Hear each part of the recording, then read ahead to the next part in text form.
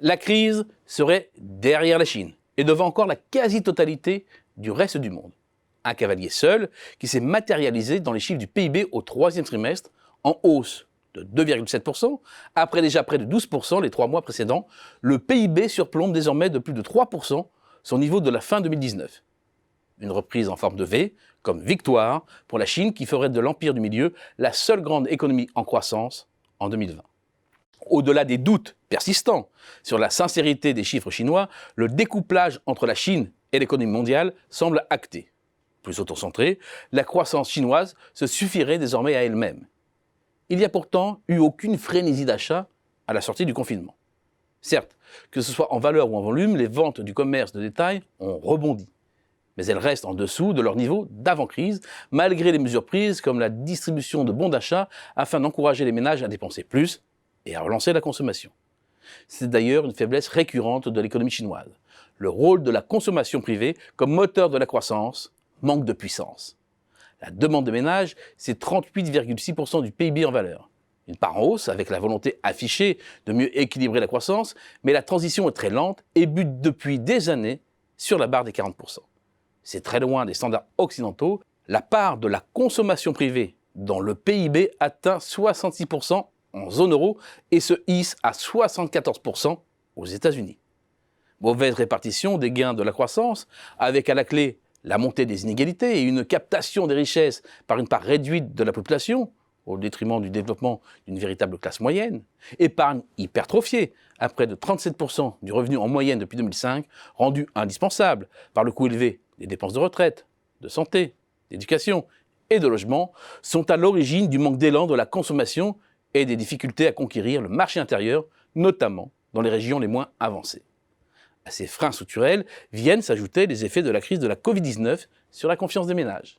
À moins de 50, l'indice correspondant à l'évolution des revenus est en dessous de sa moyenne de long terme. Et l'inquiétude ne se dissipera pas à court terme, les anticipations restant toujours dégradées. Et il faut certainement y voir les stigmates de la crise sur le marché du travail. Le taux de chômage officiel est certes redescendu depuis mars, mais à 5,6% en août, il reste supérieur à son niveau d'avant-crise. Surtout, ce taux officiel retrace mal le choc subi par la population. Tout d'abord, il ne recense que le marché du travail urbain et ne comptabilise pas les travailleurs migrants qui sont retournés dans leur zone rurale à la perte de leur emploi. C'est ensuite un taux moyen qui masque de profondes disparités, notamment la montée du taux de chômage chez les 20-24 ans qui aurait officiellement atteint 20% en août dernier. La croissance est au rendez-vous en Chine, c'est certain, mais ce sont d'abord les vieilles recettes qui ont été mises à l'œuvre. D'abord, un vaste plan d'investissement pour des projets d'infrastructures majeurs d'un montant stratosphérique de 50 000 milliards de yuan, soit 6 400 milliards d'euros, l'équivalent de 50% du PIB environ, répartis sur plusieurs années. Ensuite, ce sont les exportations, piliers traditionnels de la croissance chinoise, qui ont bondi. Après un premier sursaut au deuxième trimestre, les exportations de biens ont de nouveau progressé de près de 9% en dollars courants les 3 mois suivants pour atteindre près de 680 milliards d'euros. C'est historique. Au-delà des exportations de biens médicaux, cette performance s'explique en partie par le calendrier de la pandémie.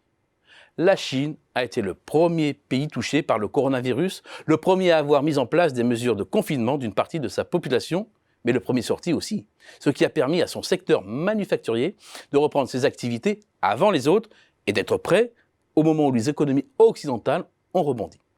Les excédents s'accumulent et la contribution du commerce extérieur à la croissance a été fondamentale au deuxième et troisième trimestre. Grâce à sa gestion radicale de la pandémie, Pékin a su relancer son économie, plus tôt, plus vite, plus fort.